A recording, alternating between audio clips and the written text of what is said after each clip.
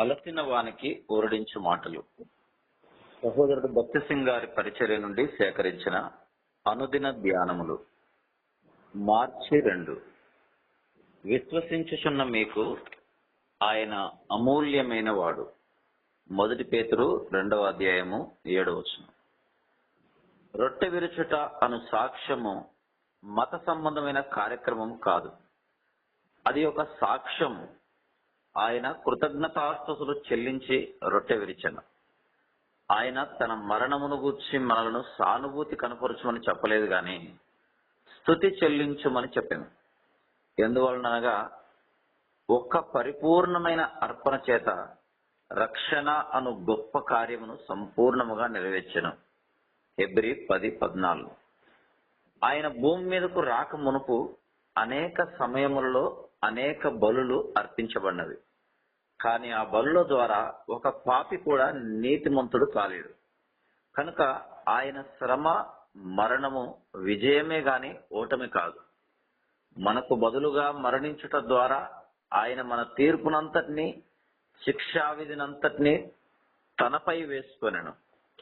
ఎటువంటి పాపి అయినను, ఏ దేశమునకు చెందినవాడైనను, ఏ స్థాయిలో ఉన్నవాడైనను అతడు నీతిమంతుడుగా తీర్చబడగలడు. అందుచేతనే ప్రభువు బల్లలో మనము పాలిభాగం పొందక మునుపు కొంత సమయం ఆయనను ఆరాధించుటలో, స్తుతించుటలో గడుపుదుము. ప్రభు యోహాను సువార్త 10వ అధ్యాయము 17-18 వచనములలో ఈ విధంగా చెప్తున్నాడు. నేను దాన్ని మరలా తీసుకున్నట్లుగా ప్రాణము పెట్టుచున్నాను. ఎవడునూ నా ప్రాణము తీసుకొనడు. నా అంతటా నేనే దాన్ని పెట్టుచున్నాను. దాన్ని పెట్టుటకు నాకు అధికారము కలదు, దాన్ని తిరిగి తీసుకొనుటకు నాకు అధికారము కలదు. పౌలు గలతీ పత్రిక 2వ అధ్యాయం 20వ వచనములో ఇట్లా చెప్తున్నాడు. నేనిప్పుడు శరీరమందు జీవించుచున్న జీవితం నన్ను ప్రేమించి నా కొరకు తన్ను తాను అప్పగించుకున్న దేవుని కుమారుని యందలి విశ్వాసం వలన జీవించుచున్నాను.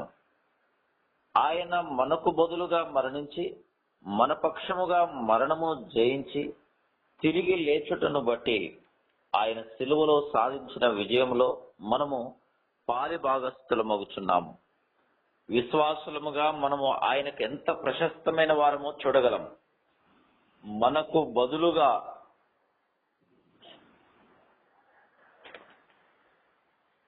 మరణించి మనలను రక్షించుటలో ఎంత ఉన్నతమైన ఉద్దేశమును ఆయన కలిగి ఉన్నాడో కూడా మనం చూడగలం. మనము బల్లను మధ్యలో ఉంచుట ద్వారా దేవుడు మనతో సాదృశ్య రూపముగా మాట్లాడుచున్నాడు. మనతో మాట్లాడుచున్న దేవుని స్వరమును మనం వినగలము. మొదట ఆయన మనతో మాట్లాడును, తర్వాత మనం ఆయనతో మాట్లాడదు. ప్రభువు, నా ప్రియమైన పిల్లలారా, ఎంత ఇష్టపూర్వకంగా ప్రేమతో నా శరీరమును విరవబడుటకు నేను ఇచ్చితునో జ్ఞాపకము చేసుకోండి. మీ రక్షకునిగా నుండుటకు నా సమస్తము ఇచ్చివేసి తిని అని చెప్తున్నాడు. మన సృష్టికర్తగా నుండుటకు ఆయన ఒక్క మాట మాత్రమే పలికెను. ఒక్క మాటతో ఆయన సమస్తమును సృష్టించెను. కానీ మన రక్షకుడు అవుటకు ఆయన సమస్తమును ఇచ్చివేయవలసి వచ్చెను. ఆయన తనను తాను రిక్తునిగా ఏమి లేనివాడిగా చేసుకొనెను. మీరు మన ప్రభువైన యేసుక్రీస్తు కృపను ఎరుగుదురు గదా. ఆయన ధనవంతుడయుండి మీరు తన దారిద్ర్యము వలన ధనవంతులు కావాలనని మీ నిమిత్తము దరిద్రుడాయెను. 2వ కొరింథీ 8వ అధ్యాయం 9వ వచనం. ఈ విధంగా ప్రభువు మనతో సాదృశ్య రూపముగా రొట్టెను గూర్చి, పాత్రను గూర్చి మాట్లాడుచున్నాడు. మన రక్షకుడవుటకు ఆయన తనను తాను రిక్తునిగా చేసుకొనెను. ఇష్టపూర్వకంగా ఆయన సమస్తమును ఇచ్చెను. అందుచేతనే మనం ఆయనకు మిక్కిలి ప్రశస్తమైన వారము. తన రక్తము చేత విమోచింపబడిన వారందరితో ప్రభువు ఇలాగున చెప్పుచున్నాడు. నా ప్రియమైన పిల్లలారా, ఆకాశములన్నిటికంటే మీరు నాకు మిక్కిలి ప్రశస్తమైన వారు. మిమ్ములను కొనుటకు నా సమస్తమును ఇచ్చివేస్తిని. ఇప్పుడు మీరు నా సొత్తైన ప్రజలై ఉన్నారు. యెహోవా తన కొరకు యాకోబును ఏర్పరచుకొనెను. తనకు స్వకీయ ధనముగా ఇశ్రాయేలును ఏర్పరచుకునను. కీర్తనలు 135:4.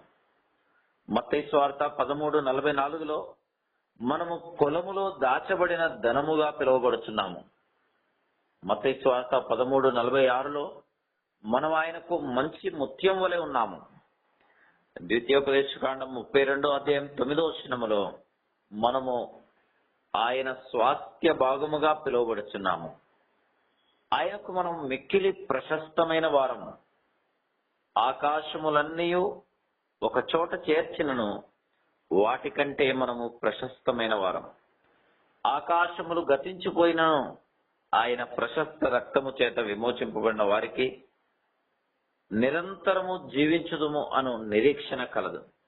అందుచేతనే మనం